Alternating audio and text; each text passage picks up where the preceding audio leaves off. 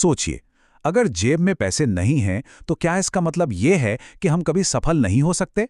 बिल्कुल नहीं। आज के इस खास विश्लेषण में हम इसी बात पर चर्चा करेंगे।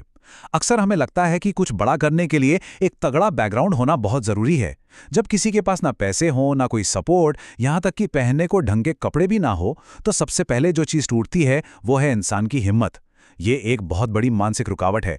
लेकिन यकीन मानिए, गरीबी आपकी शुरुआत तो हो सकती है, लेकिन वो आपका अंत बिल्कुल तय नहीं करती। जब खोने के लिए कुछ नहीं होता तो इंसान के पास बचती है बस एक चीज, कुछ कर दिखाने की एक अटूट आग। और यहीं से एक ऐसी यात्रा शुरू होती है जो हर पुरानी धारणा को बदलकर रख देती है। अब सबसे बड़ा सवाल ये आता है, क्या बिना पैसों की सफलता वाकई संभव है? हम एक ऐसे समाज में रहते हैं जहां बार बार यही सुनने को मिलता है कि पैसे से ही पैसा बनता है। ऐसा लगता है कि बिना बैंक बैलेंस के अपना कोई नाम बनाना नामुमकिन है। लेकिन सच तो यह है कि असली पूंजी सिर्फ बैंक में रखे पैसे नहीं होते। जब जेब खाली होती है ना, तब इंसान के पास होती है उसकी स्वेट इक्विटी, यानी पसीने की पूंजी। अपना समय, अपनी ऊर्जा और सबसे कमाल की चीज, अपना फोकस। ये एक ऐसा इन्वेस्टमेंट है जिसे दुनिया का कोई भी मार्केट क्रैश नहीं कर सकता। बिना पैसों के शुरुआत करना एक बहुत बड़ा रिस्क लगता है, लेकिन असल में ये हमें उस कंफर्ट जोन से बाहर निकालता है जो हमारी ग्रोथ को रोक रहा होता है। चलिए एक ऐसे लड़के का उदाहरण लेते हैं जिसके पास ना पैसे थे, ना कोई बाहरी सहारा।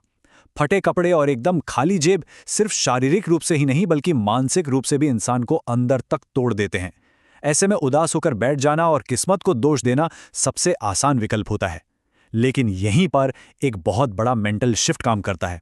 उस लड़के ने तय किया कि वो अपने हालात का शिकार नहीं बनेगा। गरीबी सिर्फ एक स्टार्टिंग पॉइंट है, हमारी जीवन यात्रा का पहला पड़ाव है, वो हमारी मंजिल बिल्कुल नहीं है। जिस पल हम ये मान लेते हैं कि भले ही शुरुआत कैसी भी हो, हम अपना अंत खुद लिखेंगे, बस वही किसी भी इंसान के जीवन का सबसे बड़ा टर्निंग पॉइंट होता है। तो इस जज्बे को हकीकत में कैसे बदलें?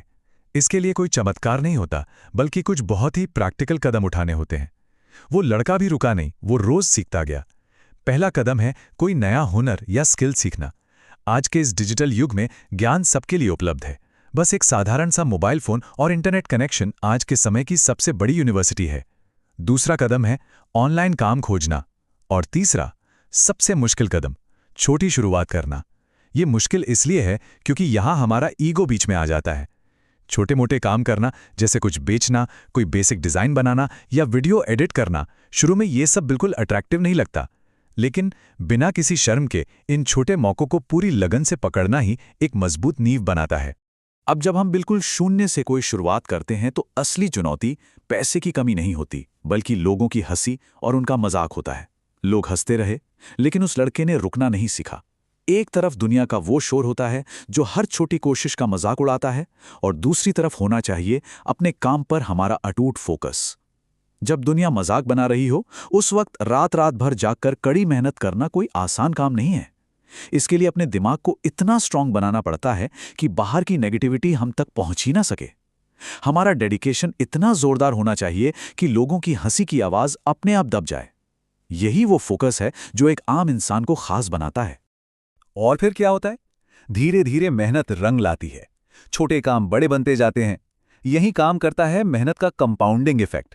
जिस तरह बैंक में रखा पैसा कंपाउंड होता है, ठीक वैसे ही रोज सीखी गई कोई नई स्किल, रोज किया गया एक छोटा सा काम, ये सब महीनों और सालों में आपस में जुड़ते जाते हैं। और एक दिन वही लड़का अपनी पहचान खुद बना गया। एक आर्थिक स्थिरता, एक अच्छा घर, खुशहाल परिवार, ये सब उसी बिना रुके काम करते रहने की आदत का नतीजा है। हमेशा याद रखें, शुरुआत छोटी करें, लेकिन सोच बड़ी रखें। कंसिस्टेंसी या निरंतरता सिर्फ एक आदत नहीं है, ये असली ताकत है। कुल मिलाकर ये पूरी यात्रा सिर्फ किसी एक इंसान की कहानी नहीं है, बल्कि ये एक ऐसा ब्लूप्रिंट है जो साबित करता है कि सफलता किसी के लिए भी संभव है। हमारी शुरुआती परिस्थितियां चाहे जितनी भी कठिन क्यों ना हो, वो हमें रोक नहीं सकती, बशर्ते हम रुकने से इनकार कर दें। आज का ये विश्लेषण हमें यही याद दिलाता है कि अगर कुछ नया सीखने की ललक और लगातार मेहनत करने का जज्बा हो तो कोई भी रुकावट बड़ी नहीं होती। तो अंत में खुद से ये सवाल जरूर पूछिए, क्या वो आग, वो कंसिस्टेंसी हमारे अंदर भी मौजूद है? क्या हम अपने ईगो को किनारे रखकर आज अपना पहला छोटा कदम उठाने के लिए तैयार हैं? इसी विचार और एक नई ऊर्जा के साथ आज की इस चर्चा को हम यहीं विराम देते हैं। सीखते रहिए, कंसिस्टेंसी बनाए रखिए और आगे बढ़ते रहिए।